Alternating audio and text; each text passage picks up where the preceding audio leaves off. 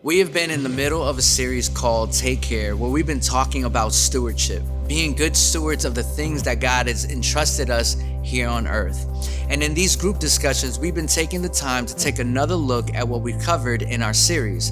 So let's run it back. This past weekend, we spoke about taking care of the heart.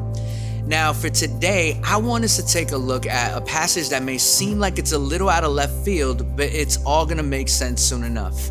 In Mark chapter 11, Jesus is with his disciples and he curses a fig tree. Why he curses a fig tree is a different thought for a different day. But for today, here in verse 20, we come across a famous passage that many people like to quote, but I don't think many people pay attention to the way that it ends. But we're going to take a closer look at what Jesus says because he's given us insight on a powerful truth that I believe if we process this and take action, it can be life-changing. So let's read. Mark chapter 11, verse 20 to 25. It says, "As they passed by in the morning, they saw the fig tree withered away to its roots. And Peter remembered and said to him, 'Rabbi, look, the fig tree you cursed has withered.' And Jesus answered them, 'Have faith in God. Truly I say to you, whoever says to this mountain, be taken up and thrown into the sea, and does not doubt in his heart, but believes that what he says will come to pass, it'll be done for him. Therefore, I tell you, whatever you ask for in prayer, believe that you have received it, and it will be yours. And whenever you stand praying, forgive if you have anything against anyone, so that your Father, also who is in heaven, may forgive you your trespasses.'" Now, I have to admit that when I read this, I see what appears to be an abrupt transition between Jesus talking about having faith in God to do miraculous things in our lives and forgiving other people. It's almost like it's not supposed to be there, but it is. So what are we supposed to do with that? Well, I think it's safe to say that forgiveness is an important topic in the Bible. It's one of the most foundational truths of our faith, that we are a forgiven people. In other places in the Bible, like when Jesus is teaching us how to pray, as he's teaching us the Lord's Prayer, he says, "Pray this way. Father, forgive us our trespasses as we forgive those who have trespassed against us." In other words, forgive us our sins as we forgive those who have sinned against us. It's clear to me that Jesus doesn't want us holding on to bitterness, resentment, pain, and hurt from our past caused by others, because God hasn't done that to us. But in our passage, I think it's fascinating how he ends a lesson about prayer and believing God for miracles with forgiveness. I believe one of the applications is as simple as this: holding on to grudges will hold you back from all that God has in store for you. Someone once put it this way, talking about bitterness and holding on to grudges. They said, bitterness is like drinking poison and waiting for the other person to die. It's so true. Oftentimes we believe we're hurting the person that did us wrong by holding on to this grudge, when the reality is it's just poisoning our hearts and making it sick. So what's another way we can take care of our hearts? By setting it free from grudges and bitterness. It's easy to tell when someone's heart is bitter.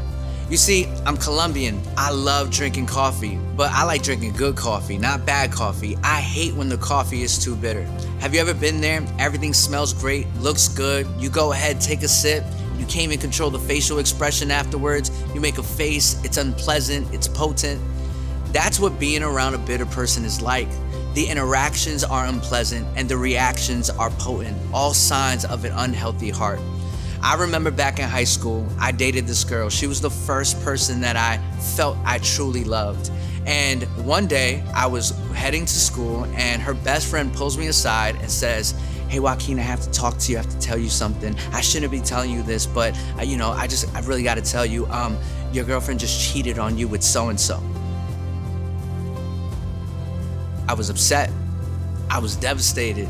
We got into an argument. I remember looking her in her face and literally saying to her, "You cheated on me when I specifically asked you not to." Man, it was messy. I was heartbroken. It was hard for me to move on. But fast forward a little bit, she ends up moving to another state. And then I end up moving on. I started to date my true high school sweetheart, the person that I ended up marrying. And I was in a different situation, a better situation. Some time goes by and I'm in the middle of class and a friend texts me and says, "Hey, guess what? Guess who's coming back?" I said, "Who?" He's like, "Your ex-girlfriend." In that moment, I felt all that same pain, that bitterness. I was angry, I was upset, I was hurt.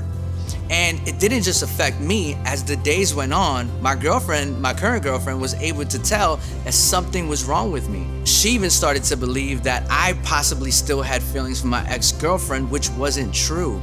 It wasn't that I still had feelings for her, it was that I was still attached to that pain that she caused me. I realized that although I moved on physically, I was in a better relationship with someone better suited for me, I was still a slave to the pain and the hurt that this person caused me. And it wasn't just affecting me, it was now affecting the person I was dating because I hadn't moved on from that bitterness and that pain. I had to make a choice in that moment to forgive, because forgiveness frees our hearts from the poison that's preventing it from being healthy. Now, maybe as you hear me say this, you can relate to my story and you would say to yourself, you know what? It's time for me to forgive that ex-boyfriend, that girlfriend, the husband, the wife, etc. Or maybe the reality is that the grudges you're holding onto are a lot deeper than someone who just cheated on you in high school. The sin caused was a lot greater than the one I just shared. The same principle remains true.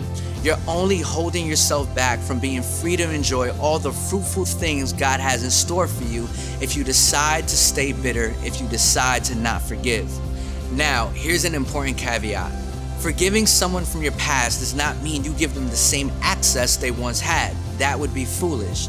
Part of taking care of our heart is knowing who you can trust it with. But look at how Jesus starts his response in today's passage. He says, have faith in God. In other words, trust God with these mountains in your life. Your trust in God is what will empower you to forgive and set your heart free from the poison of bitterness.